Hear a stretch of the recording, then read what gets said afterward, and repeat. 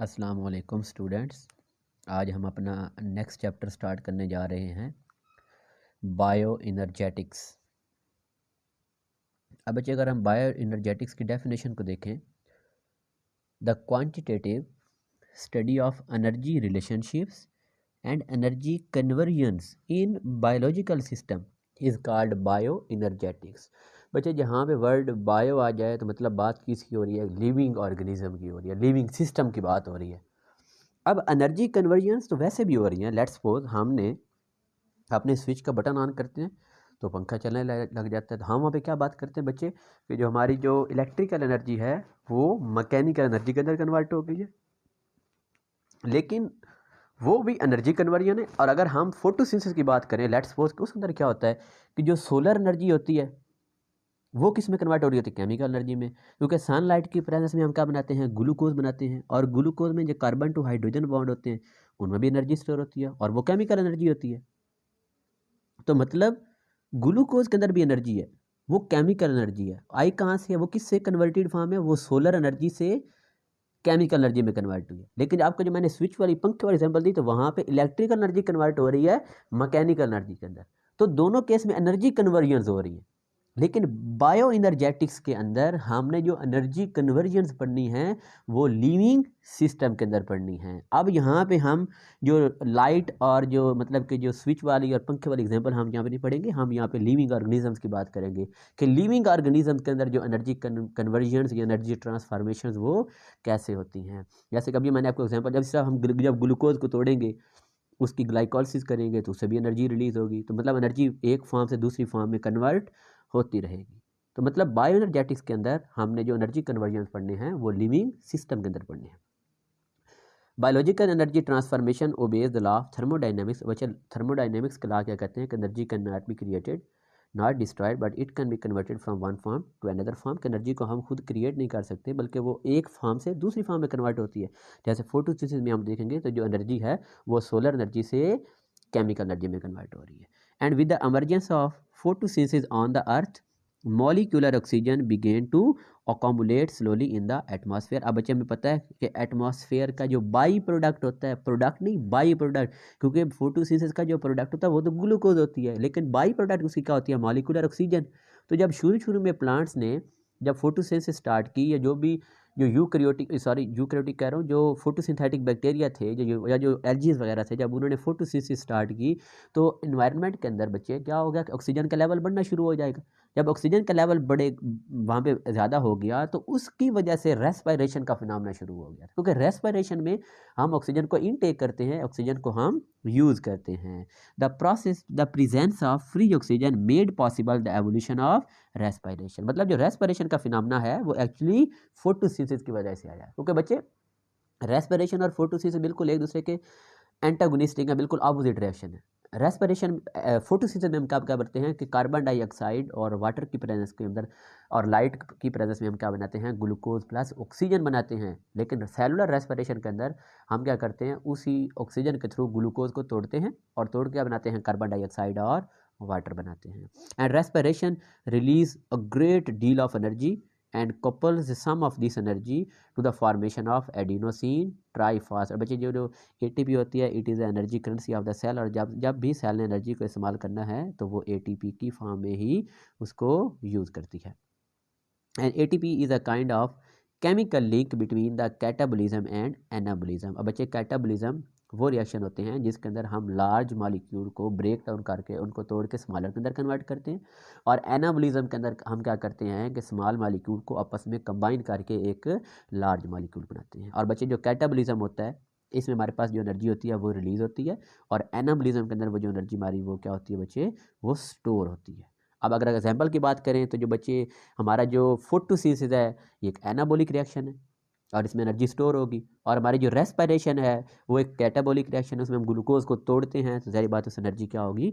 Release होगी। तो anabolism और कैटाबॉलिज्म दोनों के दरमियान में जो लिंक का काम क्या करना है, हम जब भी बात करेंगे कि एनर्जी स्टोर हुई है, एनर्जी रिलीज हुई है, तो वो किस फॉर्म में हुई है? वो ATP की फॉर्म में हुई है। एंड ये बच्चे आपका बहुत इंपॉर्टेंट MCQs है कि photosynthesis is a energy storing process. Photosynthesis के अंदर एनर्जी स्टोर होती है और रेस्पिरेशन के अंदर एनर्जी क्या होती है? वो रिलीज होती है।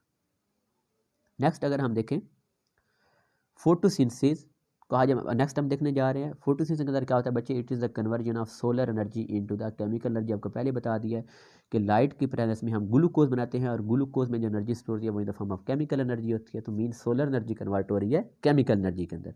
अगर बच्चे इसकी डेफिनेशन से पहले हम थोड़ा सा देख लें बच्चे, कार्बन डाइऑक्साइड। अब कार्बन डाइऑक्साइड इसको भी बताने से पहले हम यहाँ पे डेफिनेशन देख लेते हैं, what is oxidation, what is reduction. तो बच्चे हमारे पास जो ऑक्सीडेशन है वो क्या होती है, ऑक्सीडेशन, और यहाँ मैं लिख रहा हूँ रिडक्शन। तो बच्चे ऑक्सीडेशन हम बोलते हैं एडिशन ऑफ ऑक्सीजन। जब ऑक्सीजन ऐड होगी तो उसे हम क्या बोलेंगे, ऑक्सीडेशन। और जब ऑक्सीजन वहाँ से रिमूव होगी तो उसे हम क्या बोलते हैं बच्चे, रिडक्शन बोलते हैं। अब इस तरह रिमूवल ऑफ हाइड्रोजन, अगर हाइड्रोजन को वहाँ से हम रिमूव करते हैं तो उसे क्या बोलते हैं, ऑक्सीडेशन। और अगर उसी हाइड्रोजन को हम ऐड करते हैं तो उसे हम क्या बोलते हैं, रिडक्शन बोलते हैं। अब यहाँ पे देखें, जो कार्बन डाइऑक्साइड है, तो इस कार्बन के अंदर हमने ऑक्सीजन को ऐड किया है, तो हम यहाँ क्या बोलेंगे, carbon dioxide is the oxidised form of carbon, कि ये कार्बन की ऑक्सीडाइज्ड फॉर्म है। जब कार्बन की हम ऑक्सीडेशन करवाएंगे तो क्या बन जाएगा, कार्बन डाइऑक्साइड बन जाएगा। बात समझ आ रही। तो इस फोटोसिंथेसिस के अंदर हम क्या करते हैं कि कार्बन की ये जो ऑक्सीडाइज्ड फॉर्म है, मीन जो कार्बन डाइऑक्साइड है, उसको हमने रिड्यूस करके, मतलब कार्बन डाइऑक्साइड की हमने रिडक्शन करवानी है, और उससे क्या बनाना है, ग्लूकोज बनाना है। अब रिडक्शन किसे बोलते हैं, addition of hydrogen is called reduction. तो बच्चे जब कार्बन डाइऑक्साइड के अंदर हम हाइड्रोजन को ऐड कर देंगे तो उसकी क्या हो जाएगी, रिडक्शन हो जाएगी। तो मतलब फोटोसिंथेसिस के अंदर हम इनऑर्गेनिक जो कार्बन डाइऑक्साइड है, कार्बन डाइऑक्साइड को खुद देखेंगे तो it is the oxidised form of carbon. तो इस कार्बन डाइऑक्साइड को हम रिड्यूस करके किस में कन्वर्ट कर देंगे, ग्लूकोज के अंदर कन्वर्ट कर देंगे। किसकी प्रेजेंस के अंदर, वाटर की प्रेजेंस में, और साथ लाइट की प्रेजेंस के अंदर। क्लोरोफिल का काम क्या होता है कि बच्चे ये लाइट को एब्जॉर्ब करता है। अब ये जो ग्लूकोज है बच्चे एक एनर्जी रिच कार्बोहाइड्रेट है। एनर्जी रिच मीन इसके अंदर एनर्जी आपके बच्चे क्या हो गई है, वो स्टोर हो गई है। और सारा प्रोसेस किसके थ्रू हम करते हैं, लाइट एनर्जी के through, that is absorbed and converted into chemical energy by the chlorophyll and some other photosynthetic pigment. Chlorophyll A, chlorophyll B के अलावा हमारे पास कुछ कैरोटिनॉइड्स भी होते हैं जो कि लाइट को एब्जॉर्ब करने के अंदर हमारी हेल्प कर रहे होते हैं। तो बच्चे अगर ओवरऑल हम ये रिएक्शन देखें तो बच्चे इसको गौर से देखें, तो जो कार्बन डाइऑक्साइड है उसमें हाइड्रोजन ऐड हो रही है, तभी तो बन रहा है C6H12O6। तो मीन कार्बन डाइऑक्साइड की क्या हो रही है, रिडक्शन हो रही है। अब अगर हम वाटर की बात करें, देखें तो वाटर किस में कन्वर्ट हो रहा है, ऑक्सीजन के अंदर। तो वाटर में से जो हाइड्रोजन को क्या हो रही है, रिमूव हो रही है, और removal of hydrogen is called oxidation. तो मतलब हम कहेंगे कि हमारे पास जो कार्बन डाइऑक्साइड है उसकी रिडक्शन हो रही है, और वो रिड्यूस होकर कन्वर्ट हो रही है ग्लूकोज के अंदर, और जो वाटर है वो ऑक्सीडाइज होकर कन्वर्ट हो रहा है ऑक्सीजन के अंदर। और बच्चे वो रिएक्शन जिसमें ऑक्सीडेशन भी हो रही हो, रिडक्शन भी हो रही हो, तो उस रिएक्शन को हम क्या बोलते हैं, रिडॉक्स रिएक्शन बोलते हैं। तो फोटोसिंथेसिस ये भी हमसे पूछा जाता है कि फोटोसिंथेसिस ऑक्सीडेशन रिएक्शन है, रिडक्शन रिएक्शन है, या रिडॉक्स रिएक्शन। तो हम आंसर क्या लगाएंगे कि photosynthesis is a redox reaction. अब बच्चे दोबारा वही बात बता रहा है कि व्हाट इज कार्बन डाइऑक्साइड। बच्चे carbon dioxide is the oxidised form of carbon. तो इस कार्बन डाइऑक्साइड को हमने रिड्यूस करके ग्लूकोज में कन्वर्ट किया है। इसको हमने रिड्यूस कैसे किया है कि इसके अंदर हमने हाइड्रोजन को ऐड कर दिया, and addition of hydrogen is called reduction. अब अगर ग्लूकोज की बात करेंगे C6H12O6, तो इसको बच्चे हम कह सकते हैं कि it is the reduced form of carbon, क्योंकि अब कार्बन के अंदर हमने हाइड्रोजन को क्या कर दिया, ऐड कर दिया। बच्चे ये बहुत इंपॉर्टेंट एमसीक्यूज है। कार्बन डाइऑक्साइड का पूछें तो it is the oxidised form of carbon, glucose का पूछें तो it is the reduced form of carbon. Carbon dioxide को ऑक्सीडाइज्ड फॉर्म क्यों बोल रहे हैं, इसमें हम ऑक्सीजन ऐड कर रहे हैं, और इस ग्लूकोज को हम रिड्यूस फॉर्म क्यों बोल रहे हैं, क्योंकि इसमें हम हाइड्रोजन को ऐड कर रहे हैं। Addition of hydrogen is called reduction. Water act as a reducing agent. अब बच्चे रिड्यूसिंग एजेंट वो होता है जो अपनी ऑक्सीडेशन करवाता है और दूसरी चीज़ की रिडक्शन करवाता है। अभी हमने देखा था कि वाटर जो था बच्चे उसमें से हाइड्रोजन रिमूव हुई है और वो कन्वर्ट हो गया ऑक्सीजन गैस के अंदर। तो वाटर अपने में से हाइड्रोजन रिमूव हुई है, तो वाटर की अपनी क्या हुई है, ऑक्सीडेशन। और कार्बन डाइऑक्साइड की ये क्या करवा रहा था, रिडक्शन। तो उसे हम क्या बोलेंगे, रिड्यूसिंग एजेंट बोलेंगे। दोबारा बता रहा हूँ, इसकी अपनी ऑक्सीडेशन होगी, दूसरों की ये क्या करवाएगा, रिडक्शन करवाएगा। And this process involves the interaction of sunlight, pigments, water and carbon dioxide. बच्चे इसके रिएक्टेंट में सनलाइट भी होगी, पिगमेंट्स मतलब वो मैंने बताया क्लोरोफिल वगैरह, कैरोटिनॉइड्स वगैरह होंगे, वाटर भी होगा और कार्बन डाइऑक्साइड भी होगी। And photosynthesis also called the energy capturing process. अभी हमने पीछे पॉइंट देख भी लिया है कि इसके अंदर हम एनर्जी को क्या करते हैं बच्चे, वो स्टोर करते हैं, and it is the energy storing process. अब फोटोसिंथेसिस होती किसके अंदर है, plants which are the eukaryotic, autotrophs, algae, बच्चे ये प्रोटिस्ट होते हैं, ये भी यूकैरियोट्स होते हैं, ये भी सम फोटोसिंथेटिक बैक्टीरिया, और कुछ हमारे पास जो फोटोसिंथेटिक बैक्टीरिया होते हैं वो भी फोटोसिंथेसिस कर रहे होते हैं और वो ग्लूकोज को बना रहे होते हैं। लेकिन अब एक बात याद रखिए बच्चे, जो फोटोसिंथेटिक बैक्टीरिया होते हैं वो हाइड्रोजन के सोर्स के लिए वाटर को यूज़ नहीं करते, बल्कि वो हाइड्रोजन के सोर्स के लिए हाइड्रोजन सल्फाइड को यूज़ करते हैं। तो जब वो हाइड्रोजन के सोर्स के लिए हाइड्रोजन सल्फाइड को यूज़ करेंगे तो वो ऑक्सीजन गैस नहीं बल्कि वो सल्फर गैस को रिलीज़ करेंगे इन केस ऑफ बैक्टीरिया। ये अपनी बात याद रखनी, बहुत इंपॉर्टेंट एमसीक्यूज है।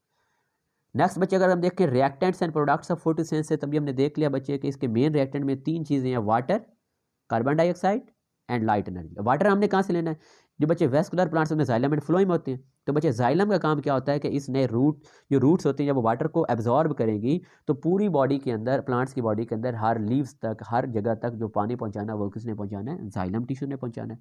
अब कार्बन डाइऑक्साइड हमने कहाँ लेनी, तो बच्चे हमें पता है कि जो लीव्स होते हैं उसके ऊपर छोटे छोटे पोर्स होते हैं जिनको हम स्टोमेटा बोलते हैं, तो उन स्टोमेटा के थ्रू के जो इन्वायरमेंट से जो कार्बन डाइऑक्साइड है वो भी प्लांट के अंदर मूव करके आ जाएगी। अब हमें वाटर भी मिल गया, कार्बन डाइऑक्साइड भी मिल गई है। बच्चे जो हम लाइट कहाँ से लेंगे, तो sun is the big source of light, तो सन से हम क्या लेंगे, लाइट। लेकिन लाइट को कोई पार्ट, उसका प्लांट का पार्ट उसको एब्जॉर्ब भी करेगा।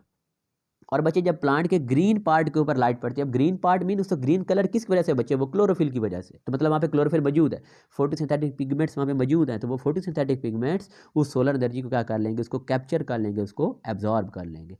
And in case of unicellular and multi cellular organism living in water, अब बच्चे कुछ पौधे जो प्लांट्स है वो तो वाटर में भी रह रहे होते हैं, तो फिर उन्होंने कार्बन डाइऑक्साइड कहाँ से लेनी, उन्होंने जो कार्बन डाइऑक्साइड लेनी है बच्चे, वो carbon dioxide dissolve in water, वो ऑलरेडी वाटर में एब्जॉर्ब हुई होगी, तो वो कार्बन डाइऑक्साइड जो वाटर में एब्जॉर्ब्ड है उसको वो यूज़ करेंगे। और फोटोसिंथेसिस के प्रोडक्ट में जो ऑक्सीजन रिलीज़ करेंगे, उस ऑक्सीजन को भी फिर वो वाटर के अंदर क्या कर देंगे, रिलीज़ कर देंगे। मतलब उन्होंने जो ऑक्सीजन लेनी है वो, सॉरी, जो कार्बन डाइऑक्साइड उन प्लांट्स लेनी है फोटोसिंथेसिस के लिए, वो जो कार्बन डाइऑक्साइड होगी वो ऑलरेडी वाटर में एब्जॉर्ब होगी, और फोटोसिंथेसिस की बाई प्रोडक्ट में जो ऑक्सीजन रिलीज होगी उस ऑक्सीजन को भी वो वाटर के अंदर क्या करेंगे, रिलीज करेंगे। Similarly the oxygen release during this process diffuse into the surrounding water. मतलब जो कार्बन डाइऑक्साइड ले रहे हैं वो कार्बन डाइऑक्साइड पर वाटर में डिजॉल्व थी, जो ऑक्सीजन प्रोड्यूस कर रहे हैं वो ऑक्सीजन में पानी में क्या हो जाएगी, बाद में डिजॉल्व हो जाएगी। The important product of photosynthesis बच्चे, इसकी मेनली जो इसका प्रोडक्ट होती है वो ग्लूकोज होती है, C6H12O6, and this is the fundamental material और स्टार्टल ऑफ द कम्प्लेक्स। इससे हम दूसरी चीज़ें भी बना सकते हैं। अ part of it is converted into complex carbohydrate like starch. बच्चे जो स्टार्च है ये एक पॉलीसेकेराइड है, और पॉलीसेकेराइड वो क्या होते हैं कि जब इनकी हम हाइड्रोलाइसिस करते हैं तो वो हमें लार्ज नंबर ऑफ मोनोसेकेराइड को यील्ड करते हैं। बच्चे जो दो मोनोसेकेराइड आपस में मिलना है वो किस बॉन्ड के थ्रू मिलते हैं, तो वो ग्लाइकोसिडिक बॉन्ड के थ्रू मिलते हैं। जो स्टार्च होता है बच्चे, it is a polymer of glucose. बच्चे स्टार्च के अंदर क्या होना है कि जो ग्लूकोज हैं बच्चे, उन्होंने आपस में ग्लाइकोसिडिक बॉन्ड के थ्रू आपस में मिलते जाना और मिलके क्या बना देना है, स्टार्च बना देना है।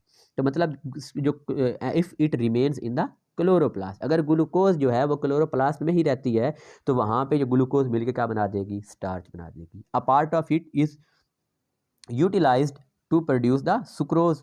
अब बच्चे सुक्रोज के अंदर दो चीज़ होती हैं, ग्लूकोज और फ्रुक्टोज इन द साइटोसोल। अब बच्चे साइटोप्लाज्म के अंदर, उसके साइटोप्लाज्म के साइटोसोल रीजन के अंदर अगर ग्लूकोज आ गए तो वहाँ पे वो फ्रुक्टोज के साथ मिलके क्या बना देगी, सुक्रोज बना देगी।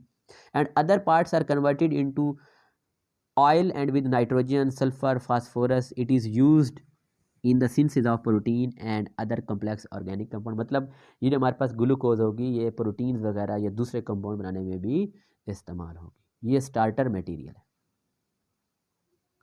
Role of ATP as the energy currency. बच्चे जो एटीपी होती है इसको energy currency of the cell बोलते हैं। जब भी सेल ने एनर्जी को इस्तेमाल करना है तो वो in the form of ATP इस्तेमाल करेगा। Living organism use organic food as energy. बच्चे हम खुराक क्यों खाते हैं, हम खुराक इसलिए खाते हैं ताकि हम उसे हम एनर्जी मिले। एनर्जी कैसे मिलेगी, जब हमारा सेल सेलुलर रेस्पिरेशन करेगा, वो ग्लूकोज में मौजूद कार्बन टू हाइड्रोजन बॉन्ड को ब्रेक करेगा तो उससे एनर्जी रिलीज होगी, और उस एनर्जी को हम क्या करेंगे, वो एटीपी की फॉर्म में स्टोर कर लेंगे। These organic molecules, especially carbohydrates, are degraded to release energy, carbon dioxide and water. अभी मैंने बता चुका हूँ कि बच्चे ये सेलुलर रेस्पिरेशन हो रही है, इसमें ग्लूकोज में मौजूद कार्बन टू हाइड्रोजन बॉन्ड को तोड़ रहे हैं, तो एनर्जी रिलीज हो रही है, वो हमने एटीपी के फॉर्म में कन्वर्ट कर दी। साथ क्या प्रोडक्ट बनती हैं, कार्बन डाइऑक्साइड, और साथ क्या बनता है बच्चे हमारे पास, वाटर बनता है। ये सेलुलर रेस्पिरेशन के 3 product. And some of this energy is used to produce ATP, and it shows that ATP is a common energy currency। ये बच्चे बहुत ये पीएमसी के पेपर में ये एमसीक्यू आ चुका है कि what is energy currency of the cell, तो बच्चे हमारा आंसर क्या होगा, ATP, adenosine triphosphate. And when cell require energy they spend ATP for that. तो जब भी मैंने कहा ना कि एनर्जी को इस्तेमाल करना है तो इन द फॉर्म ऑफ एटीपी इस्तेमाल करेंगे। अब अगर हम थोड़ा सा एटीपी के स्ट्रक्चर देख रहे हैं बच्चे, तो एडिनोसिन ट्राइफॉस्फेट ये एक न्यूक्लियोटाइड है। न्यूक्लियोटाइड के अंदर 3 चीज़ होती हैं बच्चे, एक इनके अंदर क्या होती है, पेंटोज शुगर होती है, एक इनके अंदर यहाँ पे नाइट्रोजनस बेस होगी, और इधर हमारे पास क्या लगा होगा, फॉस्फेट ग्रुप लगा। कार्बन नंबर जो 1 होती है उसके ऊपर नाइट्रोजनस बेस लगी होती है, जो इधर कार्बन नंबर हमारे पास 5 होगा उसके ऊपर बच्चे क्या लगा होगा, उसके ऊपर फॉस्फेट ग्रुप में लगा होगा। और बच्चे इनके अंदर जो नाइट्रोजनस बेस होगी वो कौन सी होगी, वो एडिनिन होगी। और यहाँ पर जो हमारे पास जो पेंटोज शुगर का नाम है राइबोज शुगर, क्या नाम है, राइबोज शुगर। और यहाँ पे क्या ऐड है हमारे पास, फॉस्फेट ग्रुप। अब अगर उस एक ही फॉस्फेट ग्रुप ऐड होगा तो हम बोलेंगे एएमपी, एडिनोसिन मोनोफॉस्फेट। अगर 2 फॉस्फेट ऐड होंगे तो एडिनोसिन डाइफॉस्फेट, अगर 3 ऐड होंगे तो एडिनोसिन ट्राइफॉस्फेट। तो ये एटीपी का कंप्लीट स्ट्रक्चर है। अब बच्चे ये बहुत इंपॉर्टेंट एमसीक्यू ये आता है कि बच्चे अक्सर गलती कर जाते हैं कि ATP is a coenzyme, it is a nucleotide, it is a enzyme, none of, or both A and B. तो बच्चे इसका आंसर होगा बोथ ए एंड बी। याद रखना एटीपी जो है ये एक न्यूक्लियोटाइड है, और उसके साथ साथ ये एज अ को इंजाइम भी यूज होता है। और एक और एमसीक्यू आता है कि ATP is a RNA nucleotide और डीएनए न्यूक्लियोटाइड। तो बच्चे इसका आंसर भी क्या है कि ATP is a RNA nucleotide. इसको आपने लिख लेना है, नोट कर लेना, बहुत इंपॉर्टेंट एमसीक्यूज है कि ATP is an RNA nucleotide. RNA nucleotide क्यों कह रहा हूँ, वो इस वजह से क्योंकि बच्चे इसमें जो शुगर है वो खाली राइबोज शुगर है, लेकिन जो डीएनए न्यूक्लियोटाइड के अंदर जो शुगर होती है वो होती है deoxy ribose sugar. D mean removal, oxy mean oxygen. क्यों, क्योंकि उनकी जो कार्बन नंबर बच्चे 2 होती है, ये मैं ड्रा कर देता हूँ बच्चे कि उनके जो ये पेंटोज शुगर होता है ना, पेंटोज शुगर, उनके अंदर ये जो कार्बन होती है 2, इस कार्बन पर जो हाइड्रोक्सल ग्रुप मौजूद होता है वहाँ पे जो ऑक्सीजन होती है वो क्या हो जाती है, वो रिमूव हो जाती है। तो उसको हम बोल रहे होते हैं डीऑक्सी राइबोज। क्योंकि यहाँ पे जब मैंने एटीपी का स्ट्रक्चर ड्रा कर हम बोल रहे हैं उसको, मैं कह रहा हूँ कि उसके अंदर जो शुगर मौजूद है वो राइबोज शुगर है। तो मीन अगर राइबोज शुगर है, ज़ाहिर बात है वो उसके अंदर वो कौन सा न्यूक्लियोटाइड है, वो आरएनए न्यूक्लियोटाइड है। तो ATP is a RNA nucleotide. ये अपने एमसीक्यू याद रखना है। अब बच्चे एटीपी के अंदर अगर एडिनोसिन ट्राइफॉस्फेट होगा तो बच्चे उसके अंदर टोटल कितने बॉन्ड होंगे, तो उसके अंदर टोटल 3 बॉन्ड होंगे। और उन बॉन्ड को कन्वेंशन के थ्रू हम ऐसे ऐसे क्या करते हैं, डिनोट करते हैं। और ये किस चीज़ को इंडिकेट करते हैं कि these are high energy bond, इन बॉन्ड में बहुत ज़्यादा एनर्जी क्या है, वो स्टोर है। और जब इस एटीपी का हम टर्मिनल बॉन्ड, मतलब उसकी जो सेकंड फॉस्फेट और थर्ड फॉस्फेट के दरमियान जब बॉन्ड को तोड़ेंगे तो हमारे पास कितनी एनर्जी रिलीज होगी, 7.3 किलो कैलोरीज पर मोल। पर मोल कितनी एनर्जी रिलीज होगी, 7.3 किलो कैलोरीज। बच्चे जो कैलोरीज है ये भी एनर्जी का यूनिट है। तो जब एक फॉस्फेट रिमूव हो जाएगा तो बच्चे जो एटीपी है वो कन्वर्ट हो जाएगी एडीपी के अंदर, और कुछ टाइम के बाद इस एडीपी के अंदर फिर एक इनऑर्गेनिक फॉस्फेट ऐड होगा, ये दोबारा किस में कन्वर्ट हो जाएगी, एटीपी के अंदर कन्वर्ट हो जाएगी। वो कह रहा है wavy lines between phosphate bond indicates the high potential energy. ये जो वेवी बॉन्ड्स ऐसे बने हुए हैं ये किस चीज़ को इंडिकेट कर रहे हैं कि ये बहुत ज़्यादा हाई एनर्जेटिक बॉन्ड है। And wavy lines is for the convention only, it is not actually mean of energy. तो वैसे इसका मतलब ये होता है हम यहाँ पे कन्वेंशन जस्ट एटीपी के अंदर हम ये कन्वेंशन डालते हैं कि ये किस चीज़ को इंडिकेट कर रहा है, ये यहाँ पर हाई एनर्जी बॉन्ड को कर रहा है। अब बच्चे आपने एक और यहाँ पे एमसीक्यू भी याद रखना है, वैसे ये केमिस्ट्री रिलेटेड भी है। अब अगर हमारे पास ये इक्वेशन लिखी हुई है कि ये एटीपी है, इसका बॉन्ड ये ब्रेक हो गया है, और वहाँ पे क्या बन गया, एटीपी एडीपी बन गया, एडिनोसिन डाइफॉस्फेट प्लस एक फॉस्फेट ग्रुप रिलीज। और यहाँ पे नेक्स्ट साथ बच्चे क्या लिखा हुआ, दोबारा मैं कर देता हूँ, ये बॉन्ड हमारे पास ब्रेक हुआ है, ये एडीपी बन गई है, साथ में ये इनऑर्गेनिक फॉस्फेट यहाँ पे लिखा हुआ है प्लस 7.3 किलो कैलोरीज पर मोल। अब बच्चे नीचे अगर एमसीक्यू यही आ जाता है, यही इक्वेशन आ जाती है, और नीचे आ जाता है कि डेल्टा एच, जिसको हम change in enthalpy, is equal to plus 7.3 kilo calories, और दूसरा लिखा होता है कि delta H is equal to minus 7.3 kilo calories. अब आपने इसका आंसर सोचना है बच्चे। पहले आपने इस वीडियो को जब सुन रहे हो इसको स्टॉप करके आंसर सोचना है, फिर इसका आंसर सुनना है आपने। तो बच्चे इसका आंसर हमारे पास आएगा -7.3 kilo calories, because it is an exothermic reaction. और जो एक्सोथर्मिक रिएक्शन होते हैं उनके अंदर एनर्जी बच्चे रिलीज होती है। लेकिन जब डेल्टा एच लिखेंगे तो हम लिखेंगे -7.3 किलो कैलोरीज। लेकिन बच्चे जब हम इक्वेशन के अंदर हम उसको लिखेंगे, मतलब प्रोडक्ट के साथ मिला के एनर्जी को लिखेंगे, तब हम पॉजिटिव का साइन ही यूज करेंगे। यहाँ पे पॉजिटिव का साइन ये इंडिकेट नहीं कर रहा कि it is an endothermic process, मतलब यहाँ पे एनर्जी अब्जॉर्ब नहीं बच्चे, यहाँ पे एनर्जी को हमने इक्वेशन के अंदर जब लिख रहे हैं तो वो उसको प्रोडक्ट के अंदर लिख रहे हैं, मतलब ये चीज़ यहाँ से क्या हो रही है, रिलीज हो रही होती है। बाद आपने देखा ना रिएक्शन सर डेल्टा एच लिखा होता है, तो अगर आपने इक्वेशन के अंदर इसको नहीं लिखना तो फिर इसके डेल्टा लिखेंगे, वो लिखेंगे -7.3 किलो कैलोरीज। ये भी केमिस्ट्री का भी बहुत आपका इंपॉर्टेंट MCQ है। नेक्स्ट बच्चे, ATP act as a mediator. It is capable of receiving energy from one reaction and transfer this energy to derive another reaction. For example, oxidation of glucose can provide energy through ATP for the synthesis of a number of cellular। बच्चे होता है कि हमने glycolysis किया, glycolysis से ATP बनी है, फिर जो पायरोविक एसिड बनी है फिर उसको हमने तोड़ा है, हमने एरोबिक रेस्पिरेशन किया तो उससे मजीद क्या बनेगी, ATP। तो मतलब एक रिएक्शन से हमने ATP बनाई और बाद में किसी दूसरे रिएक्शन के अंदर हम इसी ATP को क्या करेंगे बच्चे, यूज करेंगे। अब बच्चे जो हमारे पास जितने भी एनर्गोनिक रिएक्शन होंगे, एंडरगोनिक रिएक्शन मतलब एंडरगोनिक रिएक्शन वो रिएक्शन जिनके अंदर एनर्जी एब्जॉर्ब होती है, जिनके अंदर एनर्जी रिक्वायर होती है, तो बच्चे वो एनर्जी कहाँ से आनी है, वो ATP से आनी है। और वो कौन कौन से रिएक्शन है, सिंथेसाइज, जब हमने प्रोटीन को बनाना है, लिपिड को बनाना है, कार्बोहाइड्रेट को सिंथेसाइज करना है या एक्टिव ट्रांसपोर्ट करनी है, चीज़ को लो कंसेंट्रेशन से हाई कंसेंट्रेशन पे लेके जाना, तो क्या उसके लिए ATP नहीं चाहिए होगी, बिल्कुल ATP चाहिए। तो मतलब जितने भी एंडरगोनिक रिएक्शन है, तो मतलब जिनका एनर्जी हमें रिक्वायर है तो एनर्जी किस फॉर्म में आएगी, ATP की फॉर्म में आएगी। लेकिन जितने भी एक्सर्गोनिक रिएक्शन है, मतलब वो रिएक्शन जिनका एनर्जी रिलीज होनी है, जो एक्सोथर्मिक होते हैं, लाइक एनएरोबिक ग्लाइकोलिसिस में ग्लूकोज को हम तोड़ रहे होते हैं या ऑक्सीडेटिव फॉस्फोराइलेशन करते हैं, तो बच्चे उसके अंदर हमारे पास ATP बनती है, ATP रिलीज होती है। मतलब जो एक्सर्गोनिक रिएक्शन है उनके अंदर ATP रिलीज होती है और एंडरगोनिक के अंदर एनर्जी जो है या ATP वो क्या होती है, वो यूज़ होती है। और ये जो अब MCQ पहले बोल चुका हूँ कि बच्चे जो हमारे पास ATP है, इट इज़ अ को इंजाइम। हमने को फैक्टर क्या होता है, the non protein part necessary for the proper functioning of enzyme is called को फैक्टर। को फैक्टर की हमारे पास 2 टाइप होती हैं, एक ऑर्गेनिक और एक इनऑर्गेनिक। फिर ऑर्गेनिक के आगे 2 टाइप होती हैं, एक हमारे पास होता है प्रोस्थेटिक ग्रुप और एक होता है को इंजाइम। और अगर हम उसकी डेफिनेशन भी यही कहते हैं कि अगर हमारा cofactor if it is loosely attach to the enzyme, अगर हमारा को फैक्टर लूजली अटैच है उसे हम को इंजाइम बोलेंगे। If it is covalently attach to the enzyme तो उसे हम क्या बोलेंगे बच्चे, प्रोस्थेटिक ग्रुप बोलेंगे। तो लेकिन जो हमारा ATP होता है, इट इज़ अ को इंजाइम। बहुत बहुत आपका बच्चे इंपॉर्टेंट MCQ है, जिसे भी आपने नोट कर लेना। ओके, अल्लाह हाफिज़।